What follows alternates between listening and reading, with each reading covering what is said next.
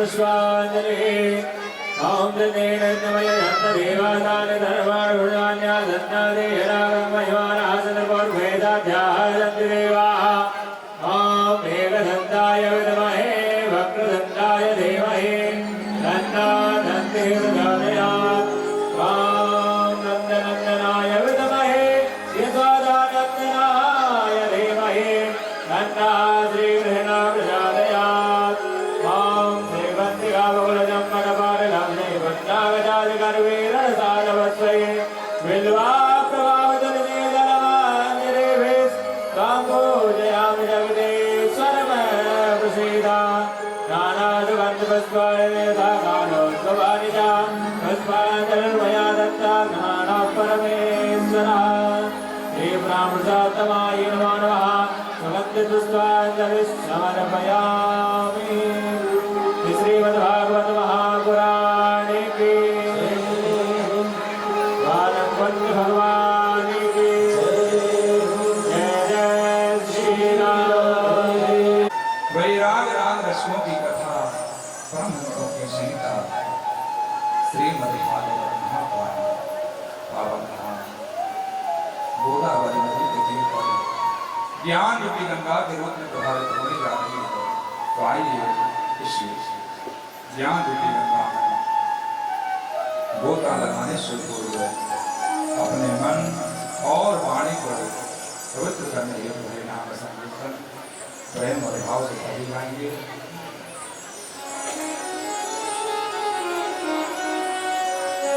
हरे राम हरे राम राम राम हरे हरे हरे राम हरे राम राम राम हरे हरे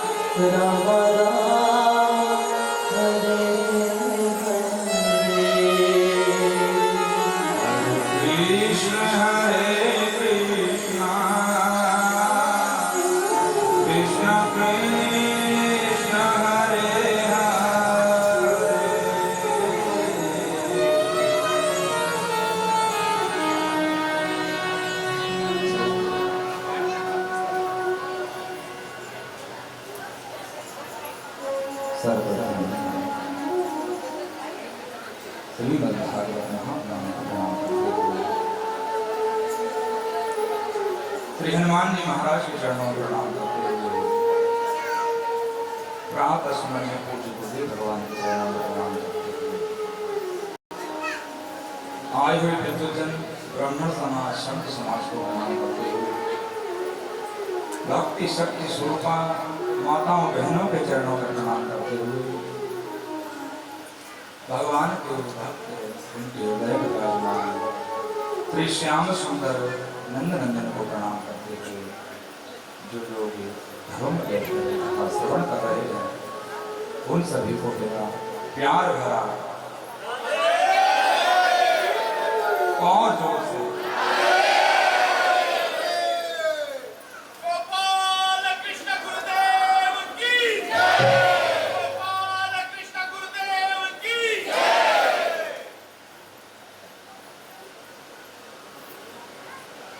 आज हम सभी सप्तम देश कथा में प्रवेश करने जा रहे हैं। विगत 7 दिनों से आप लोगों ने यहाँ अपना बहुमूल्य समय दिया। अब वैसे तो हमें ज़्यादा कुछ आता जाता नहीं है, फिर भी गुरु कृपा से जो प्रसाद प्राप्त है वो आप लोगों तक पहुँचाया। अच्छा, कई लोग ऐसे भी होंगे भैया जिनको नाम लेना अच्छा नहीं लगता होगा,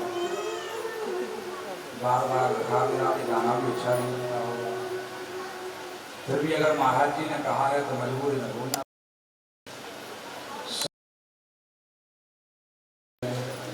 आज तो आखिर दिन है, आज तो जो यात्रा आप हम सब ने ज्ञान भक्ति वैराग्य के रूप में प्रारंभ करी है, आज वो यात्रा विराम की ओर अग्रसर हो रही है। ध्यान देना, चाहे वो जीवन की यात्रा या भागवत रूप की यात्रा हो, यात्रा तो करनी पड़ती है। कोई घर से निकले भैया मुझे वृंदावन जाना है, मुझे तो नहीं वृंदावन वापस लौटकर घर ही आना पड़ता है। आप यहाँ से पंढरपुर की यात्रा करने गए तो ये तो नहीं कि आप पंढरपुर में जाकर के रह जाओगे, अपने घर वापस नहीं जाओगे, नहीं पड़ता है। उसी प्रकार जो यात्रा हमने भगवान के धाम से प्रारंभ करी है, अंत में हमें उसी के धाम जाना है, उसी के घर जाना है। उसी प्रकार ये भागवत की यात्रा भी ऐसी है जो ज्ञान भक्ति वैराग्य के रूप में प्रारंभ होती है और अंत में परीक्षित जी महाराज के मोक्ष पर विराम लेती है। भगवान से ऐसी प्रार्थना कि आप सभी भक्तों का, श्रोताओं का, श्रद्धालुओं का संपूर्ण जीवन भगवान की कथा सुनने में व्यतीत हो, भगवान के नाम गाने में व्यतीत हो, साधु संतों की सेवा में व्यतीत हो, अपने माता पिता की सेवा में व्यतीत हो। ऐसी भगवान से कामना कि आप ऐसी नित्य निरंतर भगवान के भजन को करते रहो। एक बात और कहूँगा भैया, वक्ता तो आते जाते रहते हैं, वक्ता तो आते जाते रहते हैं, हमें वक्ताओं पर ध्यान नहीं देना। ये नहीं कि हमारी कथा हो जब भी सुनने जाएं, या जो आपके परिचित वाले गुरुदेव हैं उनकी कथा सुनने जाएं। कथा जो भी महाराज आकर के गावें, कथा में जाना चाहिए, क्योंकि न जाने हमारे जैसे कितने वक्ता आए और चले गए। यहाँ पर महत्ता वक्ताओं की नहीं है, उनके वक्तव्य की है कि उन्होंने 7 दिनों में आपसे क्या कहा, कितना कहा, ये महत्वपूर्ण नहीं है। महत्वपूर्ण यह है कि कैसा कहा। तो वक्ता तो आते जाते रहते हैं, हमें वक्ताओं पर ध्यान नहीं देना है। और एक बात, कथा सुने तो कथा का चिंतन भी करें, मनन भी करें। हम लोग अपने जीवन में भैयाओं इसीलिए परेशान रहते हैं कि साधु संत ब्राह्मण गुरुदेव जो हमें आज्ञा करते हैं, हम उनकी बातों को सुन तो लेते हैं। कहने का अभिप्राय, हम राम को तो मानते हैं लेकिन राम की नहीं मानते। राम जी को सब मानते हैं, लेकिन जो राम जी ने जीवन में जो कर्म किए हैं, जो सेवा की, परमार्थ किया, जो त्याग किया, उसको कोई सुधार नहीं करता। कुछ लोग ऐसे भी होंगे जो कहते होंगे कि हम तो भगवान को ही नहीं मानते। इस संसार में बहुत जीव ऐसे हैं महाराज। अच्छा, राम जी को भगवान मान करके मत मानो। यही देख लो कि उन्होंने जीवन में अच्छे कार्य किए हैं, साधुओं की सेवा करी है, त्याग की, तपस्या की, माता पिता के वचन के लिए वन में चले गए। क्या माता पिता की आज्ञा मानना गलत बात है? नहीं है। तो हम राम को क्यों नहीं मान सकते? हम ध्रुव जी महाराज को क्यों नहीं सुन सकते? हम प्रहलाद को क्यों नहीं सुन सकते? एक बात और कहूंगा, जिसने अपने जीवन में भगवान को भजा है, भगवान के मार्ग पर चला है, उसी का नाम अमर हुआ है।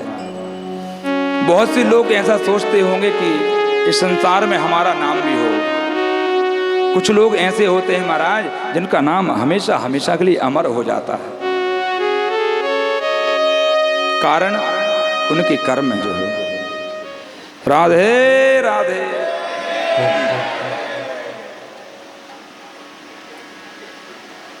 जिन भी लोगों का नाम हुआ है, उन्होंने अपने जीवन में त्याग तपस्या करी है। कहने का अभिप्राय यही है कि आप जब इस धराधाम पर आए, आप इस दुनिया में आए, आप संसार में आए, तो आप जब आए तो संसार वाले हंस रहे थे। संसार वाले, घर वाले हंसते हैं महाराज। वैसे तो वो इसलिए हंसते हैं कि हमारे यहाँ लाला को जन्म भयो है या लाली को जन्म भयो है, लेकिन संत इसलिए हंसते हैं कि देखो संसार में ये भी भटकने के लिए आ गया, ये भी दुख भोगने आ गया, ये भी 84 के चक्कर काटने यहाँ पर आ गया। आध्यात्मिक अर्थ तो यही होता है। कबीर बाबा कहते हैं, कबीरा जब हम पैदा भये, जग हते हमें रोए। कबीरा जब हम पैदा भये, जग हते हमें रोए। ऐसी करनी कर चलो कि हम हंसे जग रोए। कबीर बाबा कहते हैं भैया, जब किसी बालक का जन्म होता है तो सबसे पहले वह रोता है, और उसकी रोने की आवाज को सुनकर के सभी परिजन परिकर प्रसन्न हो जाते हैं, खुश हो जाते हैं, खुशी मनाने लगते हैं। लेकिन इसकी महत्वपूर्णता नहीं है, महत्ता तो उसकी है कि जब आप मरें, जब आप इस दुनिया को छोड़ करके जावें, तो सारा संसार रोवे और आप हंसते हुए जाएंगे। लोग ये कहें कि देखो कितना अच्छा मानुष था भाई, कितना भला आदमी था, चला गया। इस संसार की परंपरा है महाराज। इस संसार की जो इस धराधाम पर आता है, भगवान को तो बहुत कम लोग भज पाते हैं, बहुत कम लोग। जैसे हमारे पंडित जी महाराज बैठे हैं, अभी कह रहे थे उनके पिताजी दादा गुरु, उनको भागवत जी के 18,000 श्लोक याद थे। अभी किसी से पूछो बच्चों से तो गुरु ब्रह्मा याद नहीं होगा, गायत्री मंत्र याद नहीं होगा। क्यों? क्योंकि हमने प्रयत्न नहीं किया, हमने कोशिश नहीं करी महाराज। भगवान ने सबको एक जैसी बुद्धि, एक समान शरीर दिया है, फिर कुछ लोग पीछे रह जाते, कुछ आगे बढ़ जाते। कारण कि आपने प्रयत्न नहीं किया, आपने कोशिश नहीं करी, आपने चेष्टा नहीं करी। संसार के लोग अक्सर धन के पीछे भागते हैं, पैसे के पीछे भागते हैं। जैसे कल भी कहा था, आप दुनिया की सारी संपत्ति एकत्रित कर लेना, लेकिन अगर आप भगवान से कहें या यम के दूतों से कहें कि महाराज एक क्षण और दे दीजिए, तो आपको मिलने वाला नहीं है। जितनी आपकी आयु है उतनी ही रहेगी महाराज। इसमें अपराध उस व्यक्ति का नहीं, क्योंकि जब जीव इस धरा पर आता है तो उसके सबसे पहले बतलाया जाता है। बचपन में बतलाया गया धराधाम सत्य है, जबानी में बतलाया गया अर्थ काम सत्य है, और जब पिंजरे का पंछी पिंजरे को छोड़कर उड़ चला तो तब बतलाया गया कि राम नाम सत्य है, राम नाम सत्य है। कभी कभी हमें एक बार पर बड़ी हंसी आती है महाराज, जीते जी कभी नहीं कहते भैया राम नाम भजो, राम नाम सत्य है, राम नाम सत्य है। जब व्यक्ति मर जाता है तो पीछे पीछे फूल, मखाने, गुलाल, सिक्के उसके ऊपर फेंकते जाते हैं। राम नाम सत्य है, राम नाम सत्य है, राम नाम सत्य है। अरे भैया राम का नाम ही तो सत्य है। जैसे महादेव ने प्रथम दिन की कथा में कहा, उमा कयहूँ मैं अनुभव अपना, और सत्य हरि भजन जगत सब सपना। एक ही सत्य है भगवान का नाम, और वो भी जब व्यक्ति मर जाता है उसके बाद कहते हैं राम नाम सत्य है, राम नाम सत्य है। यहाँ पर एक बात और प्रकट होती है, कुछ लोग मखाने फेंकते हैं। अब आप लोग मखाने समझते हो कि नहीं पता नहीं, आप समझते होंगे। महाराज जी इंदौर से हैं, हमारे क्षेत्र से हैं। कहने का अभिप्राय, फूल फेंकते हैं। फूल का तो चलो समझा जा सकता है भैया, हरा भरा परिवार छोड़ करके गया है इसलिए फूल फेंकते हैं, गुलाल फेंकते हैं। लेकिन किसी ने कहा ये सिक्का क्यों फेंकते हैं, एक एक रुपए क्यों फेंकते हैं ऊपर? तो साधु कहते हैं, महाराज संत कहते हैं, गुरुदेव ने कहते हैं कि भैया सिक्का इसलिए फेंकते हैं कि तूने जिंदगी भर पैसे पैसे के पीछे भागता रहा, तूने कई लोगों को मारा, कई लोगों को धोखा दिया, कई लोगों को लूटा। ले उठा, तेरे बाप में ताकत हो तो एक का सिक्का उठा कर ले जाकर बता, राम नाम सत्य है, ले उठा। बार बार यही बात कहते हैं, अगर हो ताकत तो उठा महाराज। आप इतने मजबूर हो जाते हैं कि आप एक सिक्का तक नहीं ले आ सकते, एक का सिक्का तक नहीं ले आ सकते। हम ऐसी दुनिया में क्यों जिए? आप आए हैं, हम आए हैं महाराज, अपने स्वरूप को जानिए, सत्य को पहचानिए, सत्य को स्वीकार करिए। यथार्थ सत्य क्या है? गुरुदेव, भगवान, परिजन सब यही बात समझाते हैं भैया कि अपने स्वरूप को जानिए, ध्यान देना। लोग कहते हैं ये मेरा है, ये मेरा है, लेकिन कोई किसी का नहीं है। सिर्फ एक भगवान ऐसे हैं जो हमारे हैं, वही हमेशा यहाँ भी साथ देते हैं और वहाँ भी साथ देते हैं महाराज। नित्य निरंतर भगवान को ही भजना चाहिए। घर में रहिए, जहाँ रहना रहिए, लेकिन आप मस्ती में प्रेम से भगवान से यही प्रार्थना करिए कि हे गोविंद तू मेरा है और मैं तेरा हूँ, यही भजिए महाराज।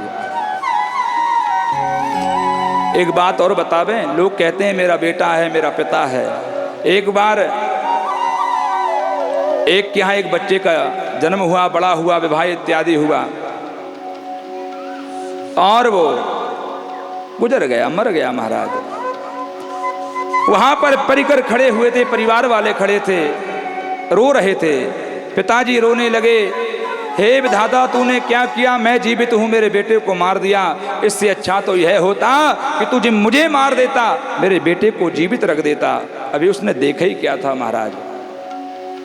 तब एक साधु महात्मा ने वहां से आवाज सुनी रोने की, वहां पहुंचे, जाकर के सुना सब रुदन कर रहे हैं। माँ कहती है भगवान मुझे उठा लेता, पत्नी कहती है मुझे उठा लेता।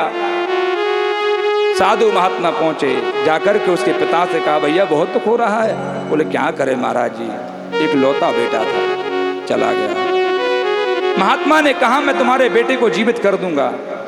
बोले महाराज जी बड़ी कृपा होगी, लेकिन इसके बदले में आपको मरना पड़ेगा, अपने प्राणों को त्यागना पड़ेगा। पिताजी ने मना कर दिया। कहा कि महाराज जी मैं मर तो जाता, लेकिन एक कारण है। क्या? कहा कि जो लेन देन, जो हिसाब है वो सब मेरे हाथों में है, किससे कितना लेना है, किसको कितना देना है, मैं मर नहीं सकता।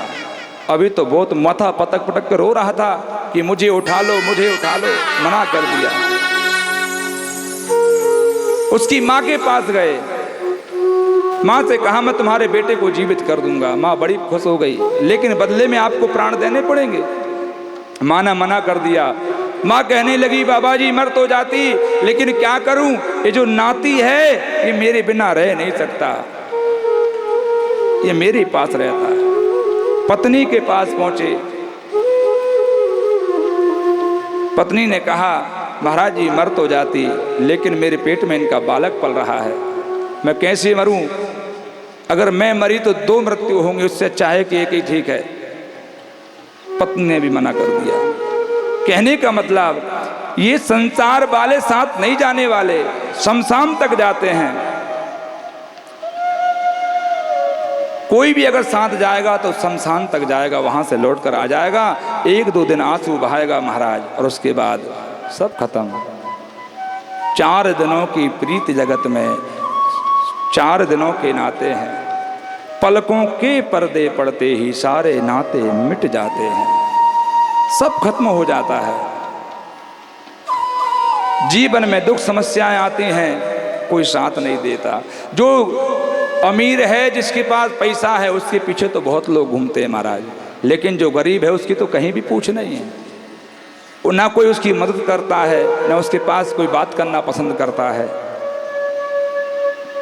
इसीलिए आप संसार के लोगों से आशा मत रखा करो। अगर आशा रखनी है तो भगवान से रखो, भगवान से ही प्रार्थना करो, क्योंकि दुनिया वाले, संसार वाले आपको कुछ देने वाले नहीं हैं। संसार के लोगों से आशा न किया करना, संसार के लोगों से आशा न किया करना, संसार के लोगों से आशा न किया करना,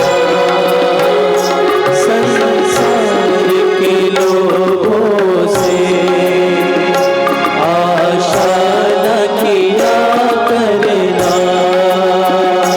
जब कोई ना हो अपना, श्री कृष्ण जपा करना, जब कोई ना हो अपना, श्री कृष्ण जपा करना। जय हो। ताली की सेवा देते हैं।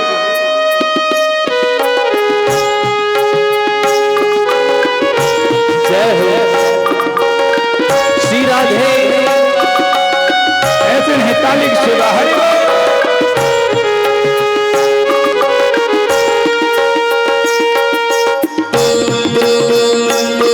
हे हरि।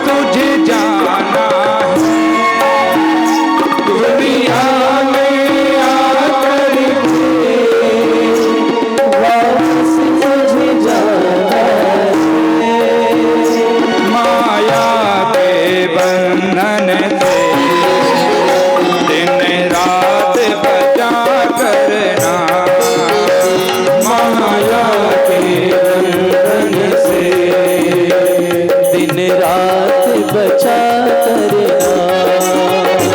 संसार के लोगों से आशा न किया करना। संसार के लोगों से आशा न किया करना। जब कोई न हो अपना श्री कृष्ण कहा करना। जब कोई न हो अपना श्री कृष्ण कहा करना। श्री कृष्ण कहा करना। श्री कृष्ण कहा करना।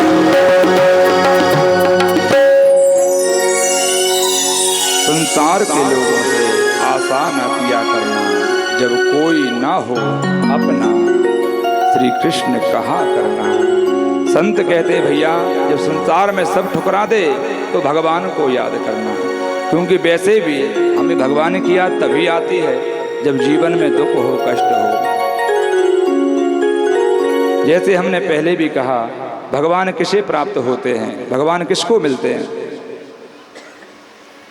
कोई कहे भगवान ज्ञानियों को मिले, कोई कहे भगवान जो तन से सुंदर हो उसको मिले, कोई कहे कि मेरे पास धन अधिक है तो मुझे मिल जावे, कोई कहे कि मैंने भगवान को अच्छे अच्छे भोग लगा दिए तो मुझे मिल जावे। लेकिन भगवान कहते हैं तनिक काला मिले तो मैं मुख चूम लूं। भगवान क्या कह रहे हैं? तनिक काला मिले तो मैं मुख चूम लूं। हम सब मन का काला नहीं चाहिए, तनिक काला मिले तो मैं मुख चूम लूं। भगवान की प्रतिज्ञा भैया, भगवान कहते हैं अगर कोई शरीर से काला है चलेगा, लेकिन मन का काला नहीं होना चाहिए। मराठी में क्या कहते हैं? भक्त मन सा पाहिजे। बरोबर। यहाँ आते मराठी थोड़ी थोड़ी आ जाती है, यहाँ से हम गेली तो मराठी भी गेली। प्रभु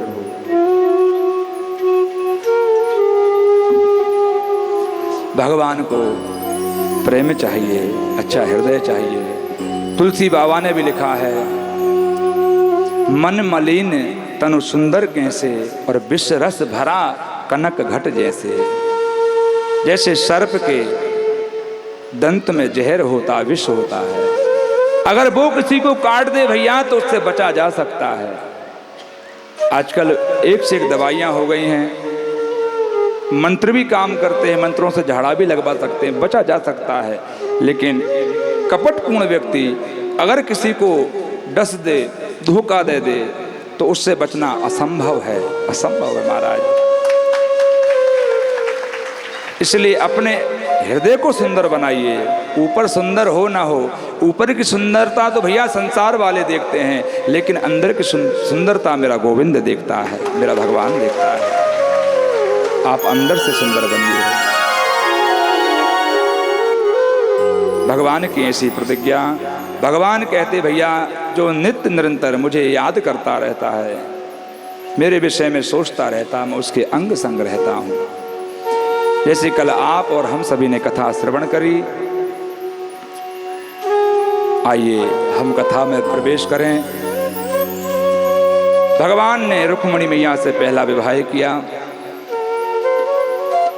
पत्र भेजा गया कि अगर आप ना मिले तो मैं देह को त्याग दूंगी, मैं मर जाऊंगी। और सच्चा प्रेमी वही होता है। जैसे ही कुंती भुआ ने सुना कि कृष्ण चले गए हैं, उन्होंने अपने प्राणों को त्याग दिया।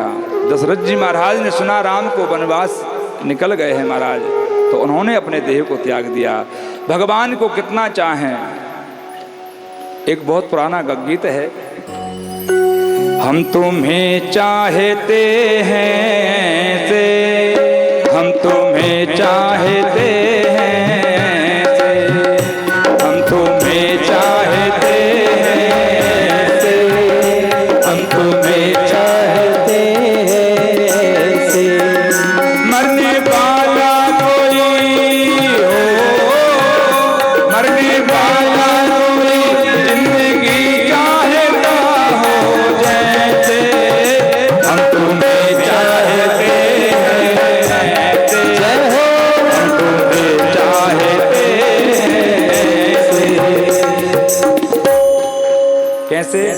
मरने वाला कोई जिंदगी चाहता हो जैसे हम तुम्हें चाहते हैं, ऐसे हम तुम्हें चाहते हैं।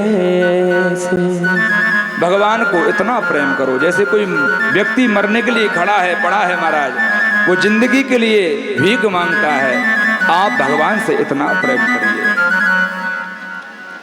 पत्र भेजा, भगवान ने उनकी प्रार्थना स्वीकार करी, प्रथम विवाह किया।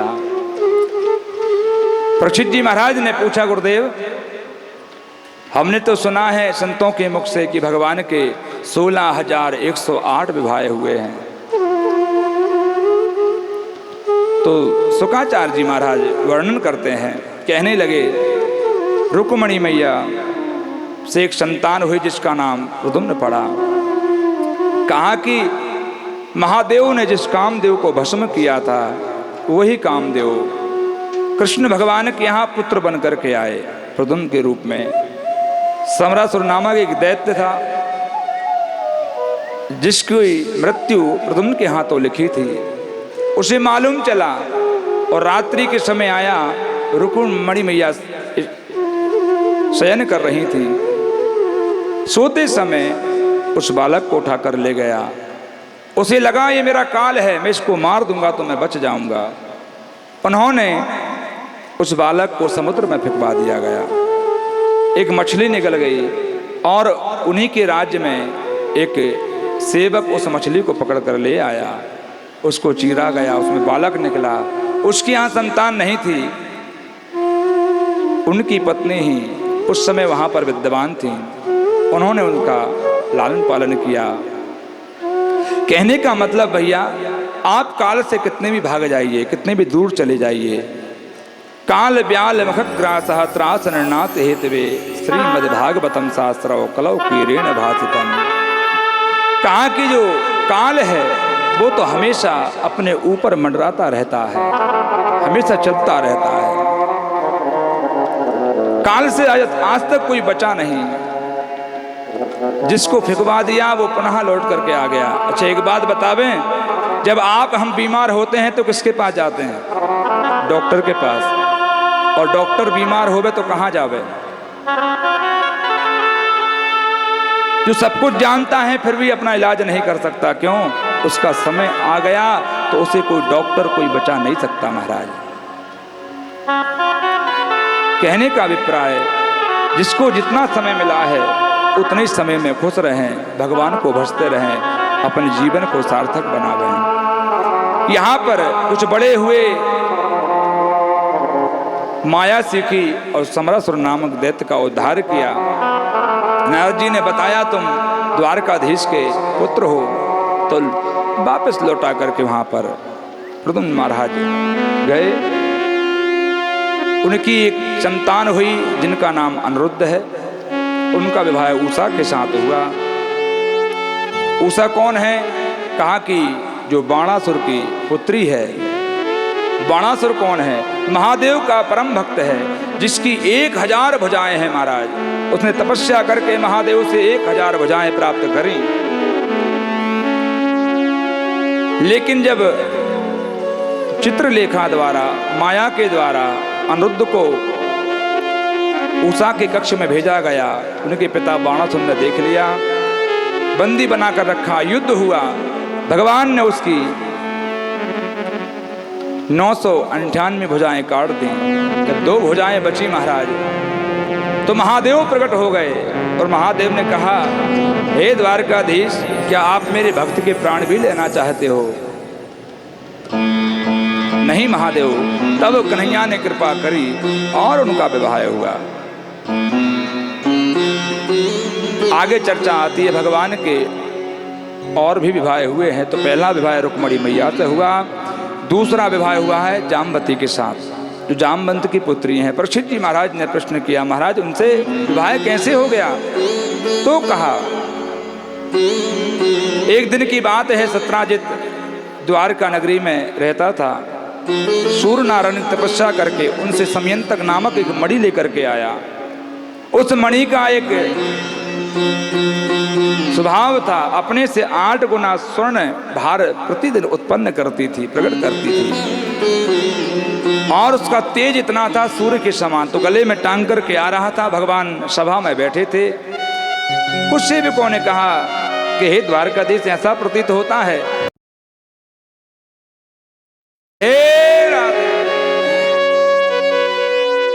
अच्छा लाइट भी परेशान कर रही है, आज आखिरी दिन है ना, अब महाराज तो जाने वाले, आज अपन भी परेशान करो ना, 7 दिन तक परेशान किया।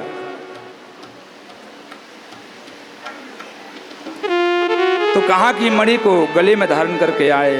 सेवकों ने कहा सूर्य नारायण मिलने आए हैं। उसी समय भगवान ने कहा भैया ये सूर्य नारायण नहीं है, ये सत्राजित है जिसको सूर्य नारायण ने मणि दी है। सभा में पहुंचे, जब किसी व्यक्ति को कोई उपलब्धि प्राप्त करता है ना तो अहंकार हो जाता है। भगवान के सामने गए और अपनी बड़ाई करने लगे, तो कुछ ही ने कहा कि भैया इतनी बहुमूल्य मणि है, ये तो राजा के पास होनी चाहिए। तो सत्राजित ने मना कर दिया और मणि को लेकर घर चला गया। मानो भगवान पहले समझाना चाहते थे भैया मणि यहाँ दे देगा तो तेरा भाई जिंदा बच जाएगा। एक दिन क्या हुआ, उसके छोटे भाई प्रसन्नजित ने उस मणि को गले में धारण किया और शिकार करने चला गया। अब ये सिंह का शिकार करने गए, सिंह ने इसका ही शिकार कर दिया महाराज, और घसीटते हुए ले गए गुफा में। जब गुफा में पहुंचे तो जामवंत जी ने सिंह को मार दिया और मणि को उससे छीन करके अपनी पुत्री जामवती को दे दी। एक दिन की बात है, सत्राजित रात्रि के समय उदास शयन कर रहे थे। उनकी पत्नी ने पूछ लिया कि नाथ आप इतने उदास क्यों हो, क्या बात है? तो पति ने कहा कोई बात नहीं। लेकिन पत्नी ने फिर से पूछा कि आप दुखी क्यों हो, क्या बात हो गई, हो सकता है हम कुछ मदद कर दे महाराज। अच्छा एक बात तो तय, पति उदास हो तो पत्नी पूछ ही लेती है क्या बात हो गई, क्यों दुखी हैं। आप लोग पूछते हो? ओ मैया मेरी माँ, आप पूछते हो? अगर आपके पति उदास हो, दुखी हो तो चिंता का कारण नहीं पूछती, ऐसे ही पूछ लिया। तो उन्होंने कहा कोई बात नहीं, लेकिन पत्नी कहाँ माने, आप उदास हो जरूर कोई बात होगी, हमें बताओ। तो पति ने कहा आप किसी से बताइए मत, तो बतावें। तो कहा कि हम नहीं बताएंगे। उन्होंने कहा कि मुझे लगता है द्वारकाधीश ने मणि मांगी, मैंने मना कर दिया, और मेरा छोटा भाई मणि धारण करके गया था, उसे मरवा करके वो मणि द्वारकाधीश ने अपने पास रख ली। ऐसा भगवान के ऊपर झूठा लांछन लगा दिया। अब बात माताओं के पेट में पचती नहीं महाराज। सुबह हुई, पानी भरने को गई, सखी मिल गई महाराज। सखी ने पूछा आज बहन बड़ी दुखी दिखाई दे रही, क्या बात हो गई? अरे कोई बात नहीं। बार बार पूछा तो एक काम कर, तुम पक्की सहेली हो, किसी को बताइयो मत। कहा कि नहीं बताएंगे। कहा कि ऐसे ऐसे हो गया, द्वारकाधीश ने भाई देवर को मरवा दिया। उसने उसको पूरे नगर में ढिंढोरा पिट गया महाराज, पूरे नगर में। अच्छा माताओं को श्राप लगा है युधिष्ठिर जी महाराज का। जब पिंडदान करने गए महाभारत युद्ध के पश्चात, तो माता कुंती ने कहा भैया कर्ण के नाम का भी पिंडदान कर दो, तर्पण कर दो। तो बड़े भैया ने पूछ लिया मैया क्यों? कहा कि वो तुम्हारा ज्येष्ठ भ्राता था। जैसे सुना तो क्रोध आ गया महाराज। कहा कि अगर आप पहले बता देते तो आज हमारा भाई हमारे साथ जीवित होता, जिंदा होता। मैं श्राप देता हूं नारी जाति को, आज के बाद उनके पेट में कोई बात नहीं पचेगी। इसलिए कोई बात पता चल जावे तो पेट गुड़ुंग गुड़ुंग गुड़ुंग गुड़ुंग करता रहता है। प्रेम से बोलना पड़ेगा और जोर से। तो महाराज भगवान तक बात पहुंची तो भगवान ने कुछ सैनिकों के साथ घर से निकल पड़े। जहां देखा रक्त पड़ा है, रक्त को देखते देखते गुफा के समीप पहुंचे। सेवकों से कहा आप यहीं रुको, हम अंदर से आते। भगवान अंदर प्रवेश कर रहे हैं। जाकर के देखा कि जामवती मणि के साथ खेल रही थी, उनसे मणि मांगने लगे। भगवान को देखकर चिल्ला पड़ी, जामवंत जी महाराज आ गए। जामवंत जी ने कन्हैया से कहा अरे प्राण बचाना चाहते तो भाग जाओ यहां से। भगवान मन ही मन कहने लगे भैया पहचान जाओ, हम त्रेता के राम हैं। लेकिन जामवंत जी कहाँ पहचानने वाले। दोनों में युद्ध प्रारंभ हुआ। एक घूंसा महाराज जामवंत जी ने दिया तो एक भगवान ने भी दिया। कभी जामवंत जी ऊपर, कभी कन्हैया ऊपर, एक छाती पे दिया महाराज। 27 दिनों तक युद्ध चला। 27 दिनों बाद भगवान ने कहा बहुत हुआ, और भगवान ने एक मुष्टिका हनी है महाराज, जमीन पर गिर पड़े। और जैसे ही गिरे तो बोध हुआ। अब त्रेता युग में भगवान श्री राम जी जा रहे थे तो उस समय पूछा जामवंत जी ने, प्रभु अब कब मिलोगे, अब कब दर्शन दोगे? बोले द्वापर युग में मिलेंगे। मांगो क्या मांगते हो? तो कहा कि भगवान हमारी मन की एक इच्छा थी कि हम भी युद्ध करें, लेकिन रावण से जब युद्ध हुआ तो कहा कि उनकी सेना में रावण को मिलाकर कोई हमारे जैसा योद्धा नहीं था जिससे हम लोहा ले सकें। तो भगवान ने कहा द्वापर में आएंगे तो आप हम ही से युद्ध कर लेना। तुम्हारे अगर कोई जमीन पर घुटने लगा देवे तो समझ लेना हम तुम्हारे सामने खड़े हैं। आज जैसी जमीन पर घुटने लगे हैं, जामवंती समझ गए और हाथ जोड़ करके प्रार्थना करी, प्रभु आप मुझे कैसे नहीं पहचान पाए? मैं जामवंत, त्रेता युग में मैंने आपकी बहुत सहायता करी थी। तो भगवान ने कहा मैं भूला कहाँ था, मैं बार बार तुझे याद दिला रहा था। 27 दिन युद्ध करते हो गए, मैं तुझे यही समझा रहा था भैया पहचान ले, लेकिन तू कहाँ पहचानने वाला? तो भगवान ने कृपा करी, कहा कि ये मणि चाहिए। तो जामवंत जी महाराज ने कहा मणि तो मैंने अपनी पुत्री को दे दी, अगर मणि चाहिए तो आप मेरी बेटी से विवाह कर लीजिए।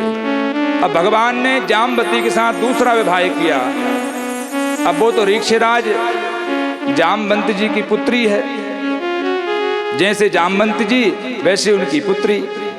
अब वो कौन सी सुंदर होगी महाराज, शरीर में बाल, काला स्वरूप। भगवान ने सुंदर साड़ी पहनाई और इतना घूंघट लिया, कहा कि जब तक कि हम ना कहें घूंघट उठाना मत। बोले ठीक है। द्वार पर पहुंचे, रुक्मणी मैया को पता चला कि भगवान एक विवाह करके और आ गए। बढ़िया थाल सजाई, सामने पूजन के लिए पहुंची। देख करके मैया सोचने लगी, लगता है ये घूंघट करी हुई है, ये तो हमसे भी ज्यादा सुंदर होंगी, ऐसा ना हो कि कन्हैया हमें भूल जावे। तो जामवती को श्राप दे दिया कि जाम मेरी जैसी हो जा। तो वो जामवती से सुंदर हो गए महाराज, तो श्राप भी वरदान बन गया, बहुत सुंदर हो गए। ये दूसरा विवाह हुआ। सत्यराजित को बुलाया गया, कहा कि भैया तुम्हारी मणि हमने नहीं चुराई, तुम्हारे भाई को सिंह ने मार दिया था, ये आपकी मणि पकड़िए। चरण पकड़ लिए, प्रभु अपराध हो गया, क्षमा करें। उन्होंने अपनी पुत्री सत्यभामा का विवाह भगवान के साथ किया। भगवान का तीसरा विवाह हुआ। चौथा विवाह कालिंदी के साथ हुआ। 5वां विवाह मित्रवृंदा के साथ हुआ। 6वां विवाह सत्या के साथ हुआ। 8वां विवाह लक्ष्मणा के साथ हुआ और 1 विवाह भद्रा के साथ हुआ। ऐसे भगवान के 8 प्रमुख विवाह हैं। कहा कि भगवान के 16,108 विवाह हैं, ये तो 8 विवाह हुए। तो कहा कि भौमासुर नामक एक दैत्य था, उसने संकल्प किया था कि एक साथ 16,100 रानियों के साथ विवाह करूंगा। इतनी कन्याओं को हरण करके ले गया, कारागृह में बंद कर दिया। उन सभी ने पुकार लगाई, हे गोविंद, हे कन्हैया, हे भक्तवत्सल, हे दीनवत्सल, कृपा करें, कृपा करें। तो भगवान ने सत्यभामा को साथ में रखा और पहुंचे हैं महाराज। बीच में मुर नाम का दैत्य पड़ा, उसका उद्धार किया तो भगवान का एक नाम पड़ गया, मुरारी। बोली मुरारी भगवान की जय।